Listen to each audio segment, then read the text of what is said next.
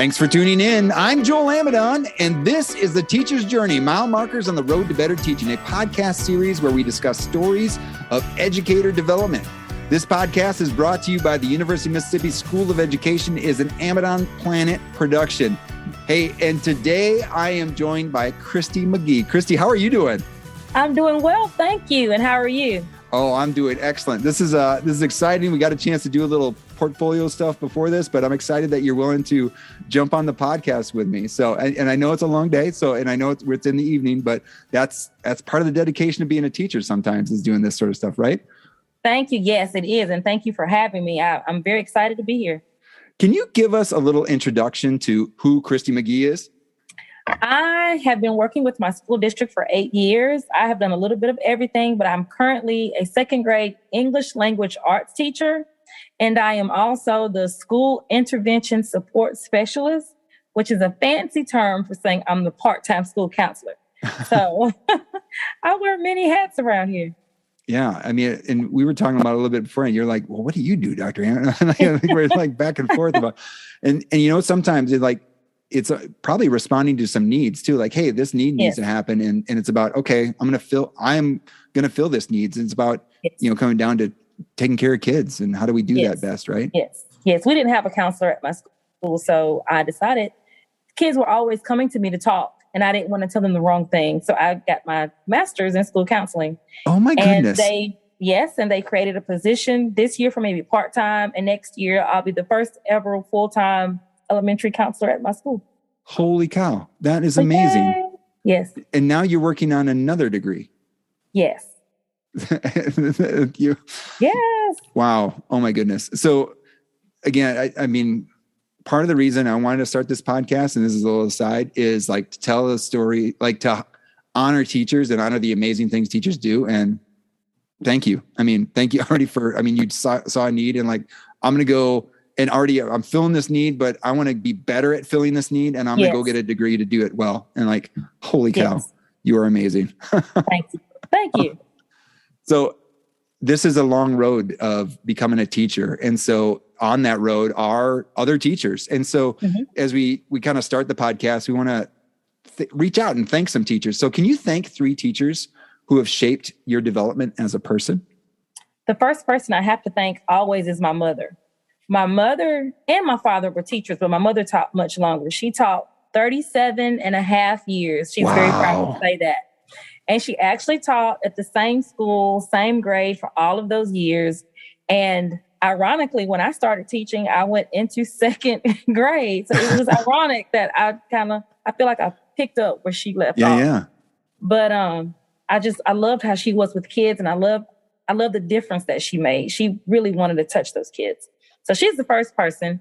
And the second person was my high school teacher. He taught us geography, world history. He taught us social skills. He taught us a wide variety of things. I had him for 4 different years.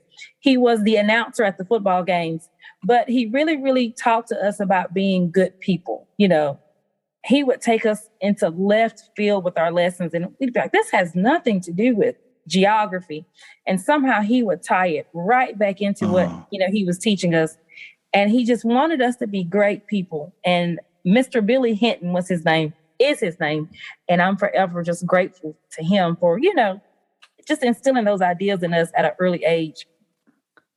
And the last teacher, she wasn't my teacher, but she's an educator. And that was the first principal that I worked for. And that was Dr. Holly Parker. When I got here, I think she was transitioning herself in her career and her personal life. She had been a principal long enough where she could see what she'd done well and what she'd done wrong. And when I came in her first day, she said, come sit and talk with me. I've learned some things these past few years, and I'm going to do better this year. And I want to show you where I've messed up. And she just took me under her wing. And I mean, I was a nobody. It's my first year. I was an assistant, of all things, an assistant. Yeah. And she said, you come hang with me. And she just showed me so much. That's awesome. Yeah. Wow. I mean, and the thing is too, I love that you identified an educational leader and like, as one of your teachers, and like, And that's kind of what we're here to do. We're here to talk about educational leadership, some of the mile markers on your own development. And this podcast, we've kind of focused in on teachers, but we also want to focus on educational leaders because they shape our lives. I remember one of my principals, Mr. Yates, he came and this is what he shared. We used to get, I got school lunch and get ham, a big old slice of ham at school lunch. And he showed me, like, I was trying to cut it with a fork. He's like, no, cut with spoon. All the pressure goes to one spot. And it was like, I mean, yeah. So like it was an easier cut rather than the flat part of the fork. And he was like, how does that work? And like, but just the fact that he would, these little lessons, and he would do that all the time. But I just remember that one just stood out. But it was like, third grade, but it was like, here's someone who I know is in charge of our school, but also cares about us as people. And like, it just is willing to invest a little bit of time in the kids as they're doing their thing. Right. And so I love it. So thank you. Thank you for sharing. This is awesome. Yes. All right. So 2 reasons or events that led you to become a teacher. Well, one of them is familial. Obviously we heard about that. So, but you can share 2 more. You get a bonus one. Well, of course, my mother, I've said her already, but I think what made me want to be a teacher and even be an educational leader, I call myself a sponge all the time. I love to learn. I love to try new things, and I love to share what I have learned with others. And it excites me when a kid gets that moment and they have picked it up and you see the light bulb goes off. That excites me. And even when I'm working with my peers and I share something with them and they come back later and they say, hey, that idea that you shared with me was a great idea. It really worked. That makes me feel good. Yeah. And that just makes me want to just, continue to help others. Well, yeah. And then it's like just the light bulb of the students, the light bulb of the teacher that's also then helping those students. So it's like, yes. Yeah, that's wonderful. And so now we get to think about these mile markers of your development as a education leader. So, we have these moments, your own, it's one of your own light bulb moments, right? Mm-hmm. So where would you place 1 mile marker on your path to being a better educational leader? It started last semester, but it carried over to this semester. Dr. Deshane had us do a project. I can't remember what class it was now that I had under him, but we had a project with Dr. Deshane last semester, and it was come up with a professional development idea.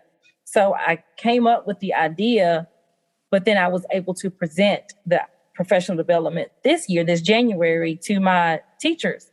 And it was a district-wide professional development day. I didn't know who was coming, but the director of curriculum and professional development told me just make it so it fits everybody. I'm an elementary teacher. She said, make it where it will apply to secondary teachers and SPED teachers. So I was really stretched. To think outside of the box. How could I help someone? But then when I got in there, and again, the light bulbs were turning on. I was talking about the VARC model of learning, and to see the different people from all different grades, like, yeah, we don't do these things. We should do these things. Or we do these things, and we don't even realize why. But yeah, we're doing it. What more can we do? So it was a great experience. Like, yeah, I can help. I really can help somebody with what I know and what I've learned. That's awesome. And so what artifact would you use to represent your mile marker? Well, on our portfolio, on our site that I uploaded the PowerPoint that I created from it, that I shared with the class. And I walked them through, how do you feel as a student sitting in class?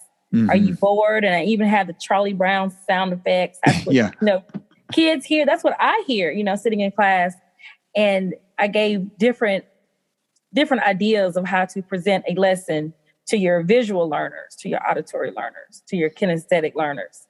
So that was the artifact that I created for that, to just show what I shared with the other teachers. Nice. So, so we kind of got at the context of it. So why was this important to your growth as an educational leader? Why was this moment? It let me merge my love of counseling and my love of teaching. Because teachers and counselors wear totally different hats.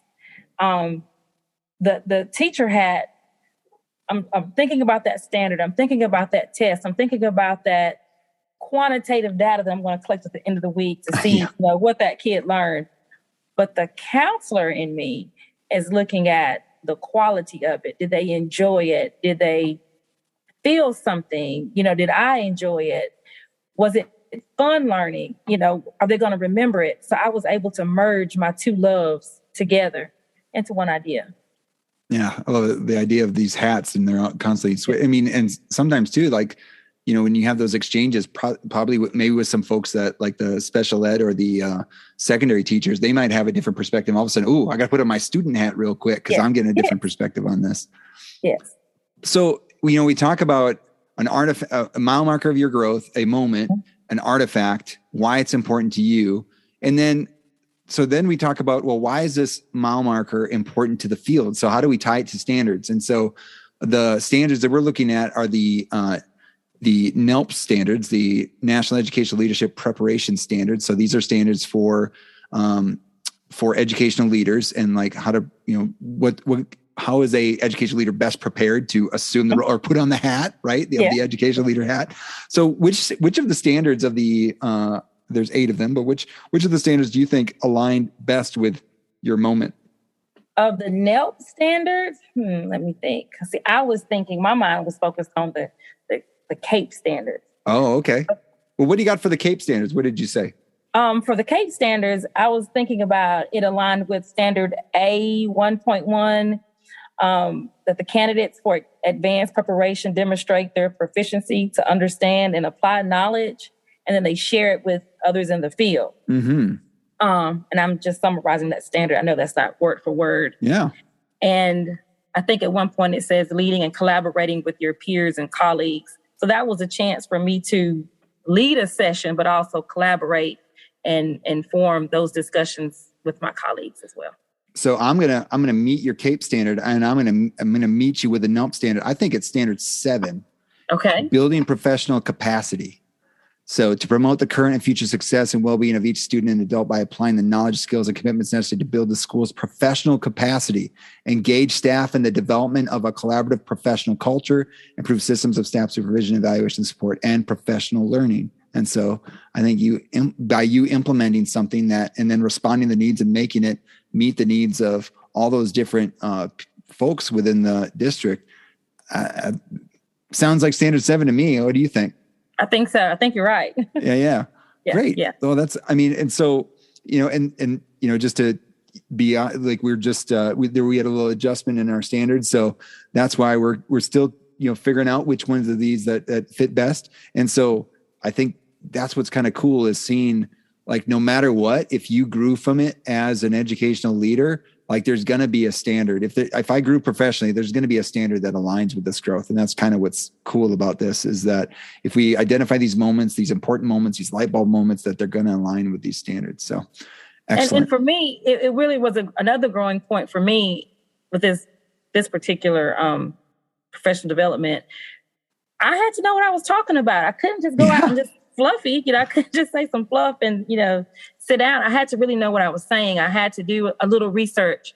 I had to show them that it's not just Kristi that's just talking. It's, Miss Magee that actually is going to school and is learning these things and knows what, has something to offer and share. Yeah. And well, I like the idea of the professional culture too, because it's like, if you learn something that can help students, well, share it. Right. Yes. Let's all build each other up. And there we go. We get a little Vygotsky, right? What can we do with help? And we keep climbing up and up and up. So Kristi, can you share with me your current pocket size philosophy statement or a professional vision? I think we kind of use those words kind of synonymously, the portfolios. I think my pocket size statement is that every child can learn, and it is our job to give them the means to discover and learn new things so they can have every opportunity. Cool. Great. That sounds great. So now it's like, this is almost like where the rubber meets the road. It's like, how can we see the influence of this mile marker of your professional growth on your statement? Because I'm trying to help other teachers, give them different opportunities to learn. It's so much more than just a worksheet. It's so much more than just putting something in front of them, putting even a computer program in front of them. Let's make learning hands-on. Let's make it give them real life connections. Let's give them just different kinds of opportunities where they can just learn and grow. Awesome. Yeah. And how do you see this influencing your journey as an educational leader? I think it's helping me broaden my mind because, my experiences with principals have been that you're more into the quantitative side of it. You're more into the scores and how we're going to get there. But I'm finding that I'm able to merge more of, let's create a school climate. Let's teach teachers how to, improve the quality of their teaching through fun, hands-on activities. So it's not just all numbers and data, which is important, which is very, very important, Mm-hmm. but we can do so by making learning fun for our students. Yeah. And I would just even go further, even like this is a part where we like do some resource dump, but like the thing is like, we know, like as teachers, Mm-hmm. teachers know like what an engaging lesson is. Like, and you had your folks think of themselves as students. Like we know what's engaging. We know what we've seen has been effective in our teaching. And then when we get to the educational leadership level, when we have to do our professional development, let's not lose that, right? Let's not lose those things. Right. Let's still make it engaging. Let's not like, okay, now I'm all of a sudden going to do a lecture about how the teachers shouldn't lecture. Like, no. Yes. Let's make it engaging. Let's still, make it fun, make it all the sorts of things that you just talked about as well. So I love it. I love this moment. I love this mile marker. Anything else you want to share before we sign off? That's all I can think of. This has been a lot of fun. I've enjoyed being here. Awesome. Well, thank you so much for being a guest on the Teacher's Journey. And we want to also thank everyone out there for listening. Thank you for tuning in. And so this episode may be over, but the journey to better teaching continues.